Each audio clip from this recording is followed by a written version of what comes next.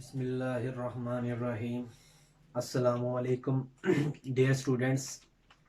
आज का हमारा जो लेक्चर है वो है रेट्रोवायरसेस। ये चैप्टर नंबर 5 में से लिया गया है। रेट्रोवायरसेस, रेट्रो वायरस और chapter number 5 first year biology.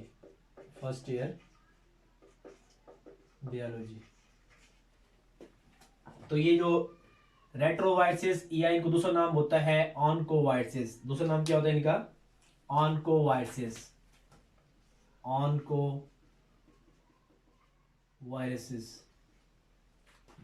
तो सबसे पहले इसकी जो चंद कैरेक्टरिस्टिक्स हैं वो आपने याद रखनी है। तो ये जो आरएनए ट्यूमर वायरसेस होते हैं, ये कौन से वायरसेस होते हैं? RNA tumour viruses.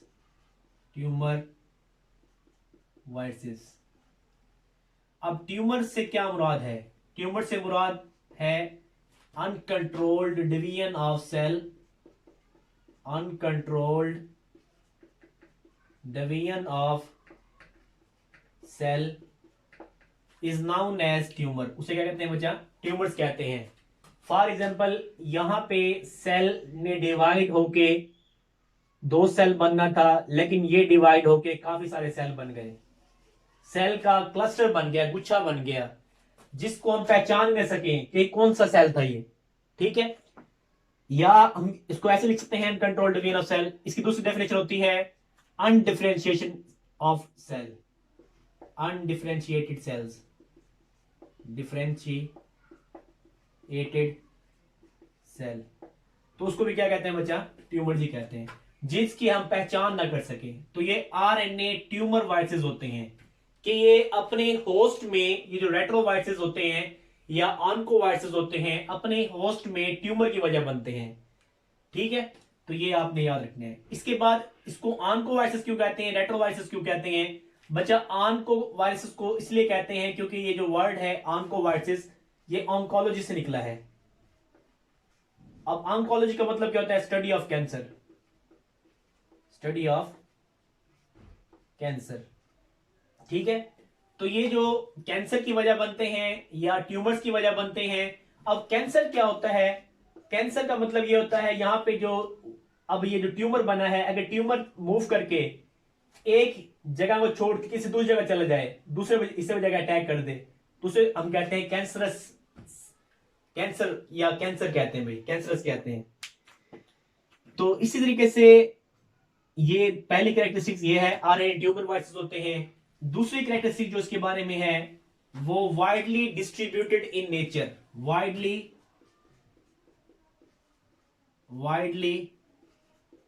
Distributed in nature. ये फितरत में बहुत ज्यादा पाए जाते हैं। वाइडली कहते हैं वसी पैमाने पर, डिस्ट्रीब्यूटेड तकसीम को। ठीक है, बहुत ज्यादा पाए जाते हैं। Have been known many centuries. Have been known many centuries. इनको कई सदियों से जाना जाता है बच्चा। सेंचुरीज किसे कहते हैं? सदियां। मैनी कहते हैं कई, नाउन कहते हैं जानना। इनको कई सदियों से जाना जाता है, रेट्रोवायरसेस को या ऑनकोवायरसेस को। इसी तरीके से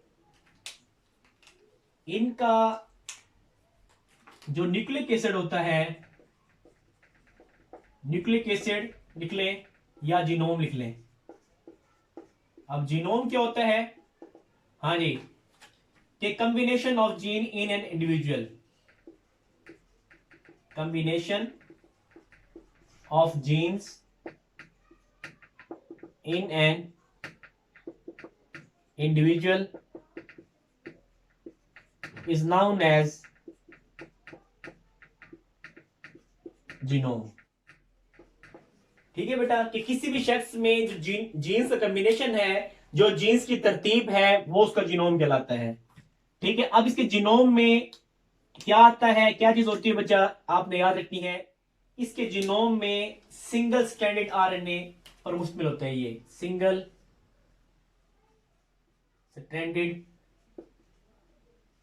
स्ट्रैंडेड आरएनए। ठीक है, ये सिंगल स्ट्रैंडेड आरएनए पर मुश्तमिल होता है। इसको आप ऐसे भी लिख सकते हैं, सिंगल स्ट्रैंडेड आरएनए को, सिंगल स्ट्रैंडेड आरएनए। इसी तरीके से ये, अब इनका डायमीटर कैसे कितना होता है भाई, डायमीटर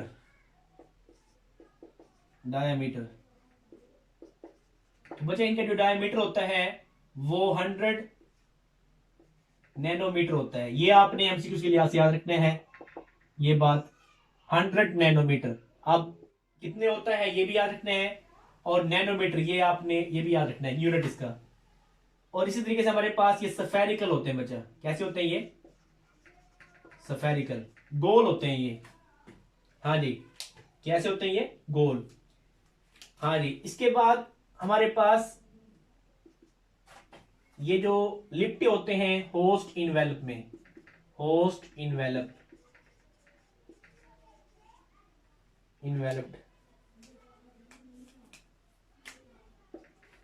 हाँ जी, they are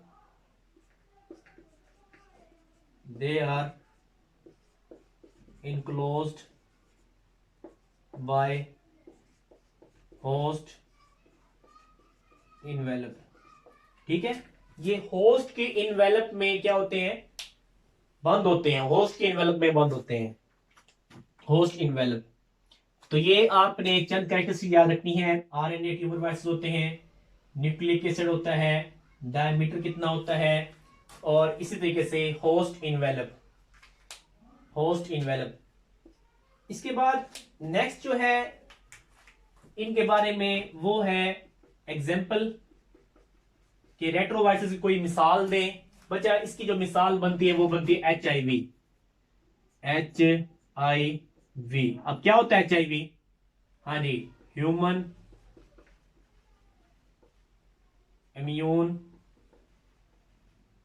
immune deficiency virus.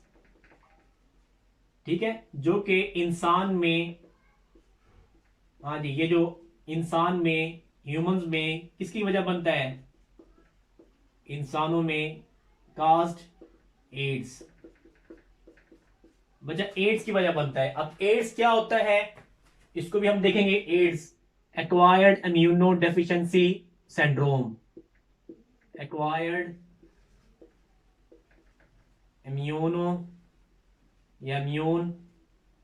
Deficiency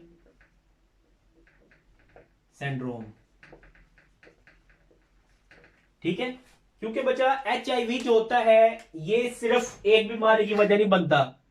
ठीक है, सिंड्रोम कहते हैं बीमारियों का मजमुआ, क्योंकि इसमें हमारे जो व्हाइट ब्लड सेल्स होते हैं HIV की वजह से वो मुतासिर हो जाते हैं, जिसकी वजह से हमें कोई भी छोटी सी बीमारी भी अटैक करती है तो हम जो है मुतासिर हो सकते हैं। इसीलिए हम कहते हैं यहां पे सिंड्रोम। तो ये कुछ इसके बारे में इंट्रोडक्टिव था कि रेट्रोवायरसेस, ऑन्कोवायरसेस। इसी तरीके से इनमें एंजाइम भी होते हैं जो रिवर्स ट्रांसक्रिप्टेज, जिनका नाम होता है रिवर्स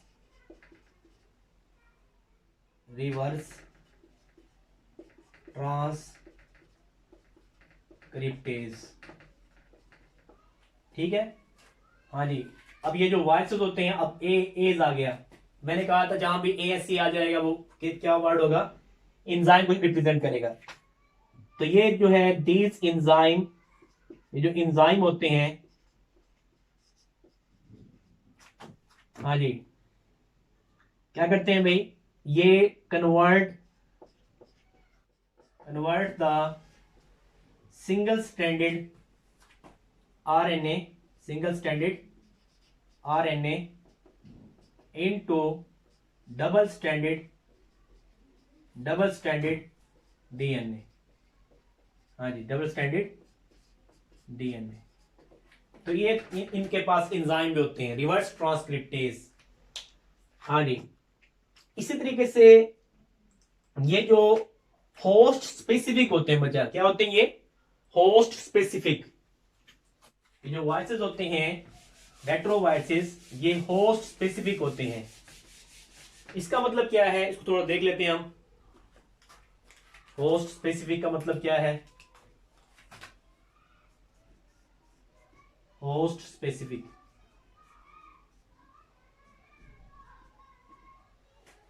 इसका मतलब ये है कि ये जो वायरसेस हैं, ये जो हमारे पास वायरसेस हैं, रेट्रोवायरसेस, इसमें से बहुत कम, सम आर इनफेक्ट मुतासिर करते हैं all type of sales,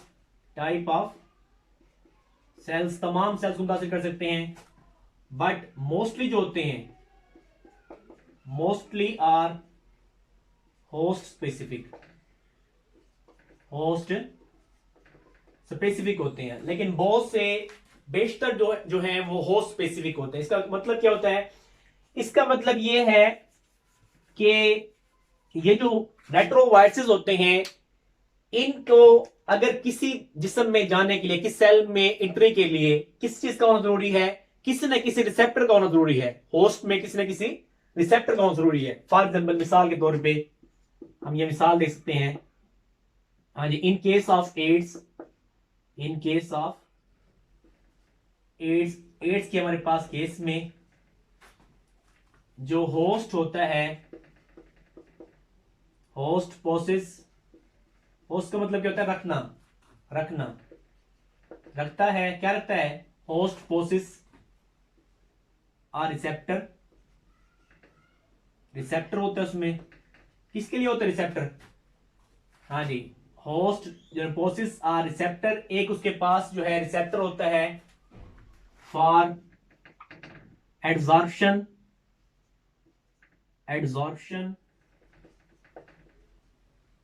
of virus, ठीक है, ताकि जो वायरस है वो इसके साथ आगे जुड़ सके। Adsorption of virus. रेट्रोवायरसेस के जुड़ने के लिए क्या रखता है? होस्ट रिसेप्टर रखता है। वो रिसेप्टर कौन सा होता है? वो बच्चा हमारे पास जो है टी लिम्फोसाइट होता है। क्या होता है? टी लिम्फोसाइट, या हेल्पर टी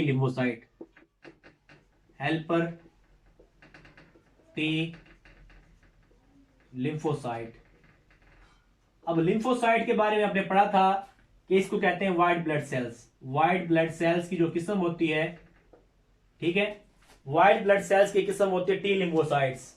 तो ये आपने याद रखना है कि WBC या हमारे पास लिम्फोसाइट जो होते हैं वो किसको कहते हैं? व्हाइट ब्लड सेल्स को कहते हैं। और उनकी किस्म क्या होती है? टी लिम्फोसाइट, ठीक है, इसी किस्म होती है। तो इसके बाद नेक्स्ट जो है ये होस्ट स्पेसिफिक होते हैं, ये भी हमने देख लिया है। इसके बाद बच्चा लास्ट है परोवायरस। हाँ जी, परोवायरस।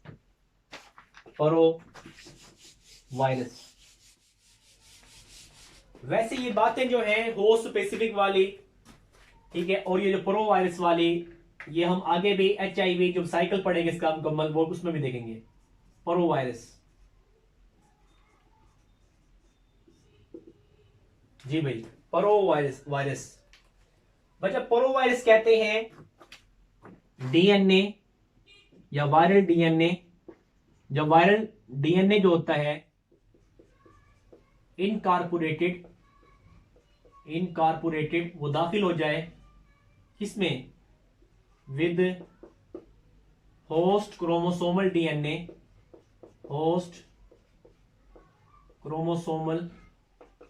DNA, में दाखिल हो जाए, देन उसको क्या कहते हैं? एज परोवायरस। तो वो बच्चा परोवायरस बन जाता है। यानी वायरल DNA और जो है होस्ट का क्रोमोसोमल DNA, इन दोनों को मजमूई तौर पर क्या कहते हैं? परोवायरस कहते हैं, ठीक है। अब ये जो परोवायरस जब बन गया है तो ये आगे जो है प्रोजेनी में भी जा सकता है, पास्ट, हाँ जी, पास्ट टू प्रोजेनी कहते हैं अगली नस्ल में, प्रोजेनी, ठीक है, पास टू प्रोजेनी।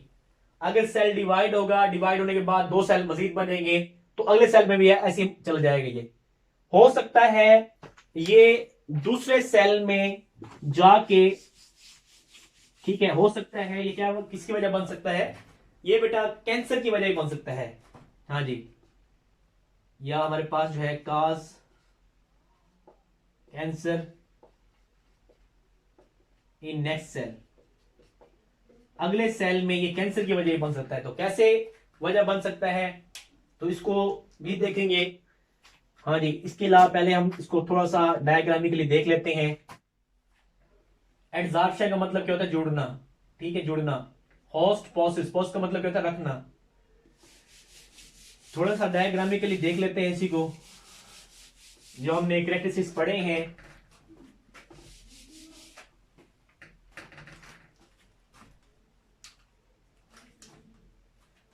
सबसे पहले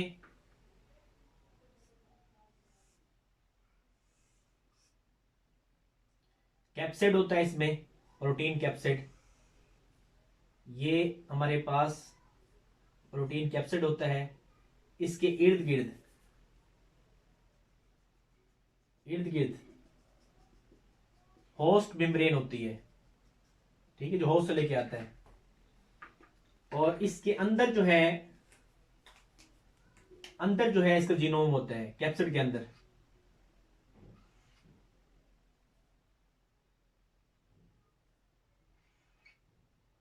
और साथ ही ट्रांसक्रिप्टेज, रिवर्स ट्रांसक्रिप्टेज एंजाइम भी होते हैं।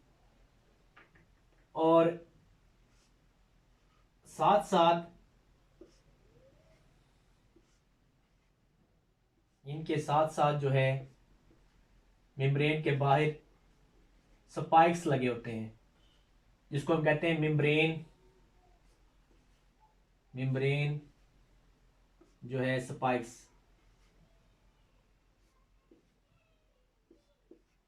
या इनवेल्प स्पाइक्स, ठीक है।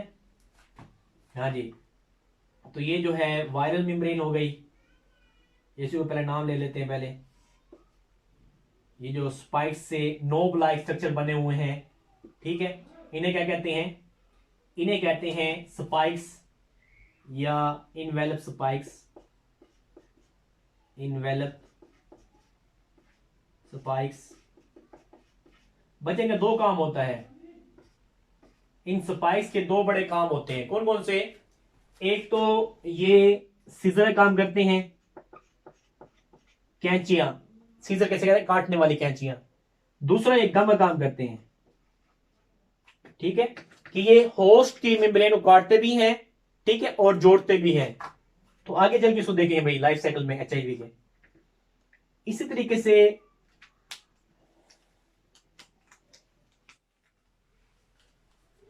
ये जो कैप्सिड है इसको कहते हैं प्रोटीन कैप्सिड, प्रोटीन कैप्सिड, ठीक है। अंदर इसके ये जो डबल आपको नजर आ रहे हैं, ठीक है, इसको हम कहते हैं, अब बच्चे डबल स्टैंडर्ड नहीं होते, सिंगल स्टैंडर्ड होते हैं। और लेकिन टू जो है आरएनए होते हैं इसमें। हाँ जी, टू आइडेंटिकल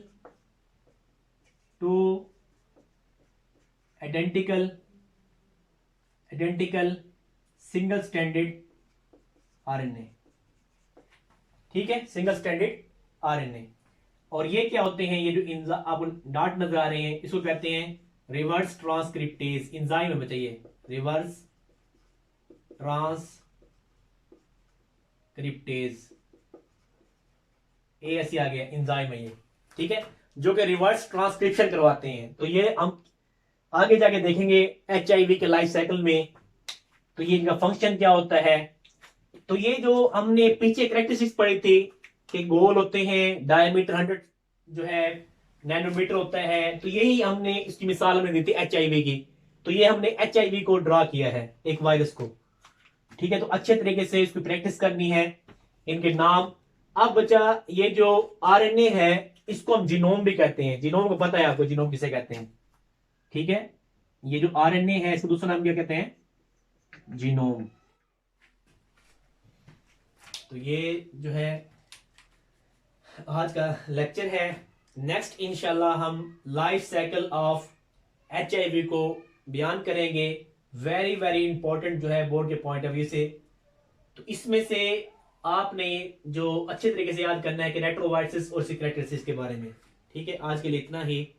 नेक्स्ट इंशाल्लाह आगे देखेंगे। अल्लाह हाफिज।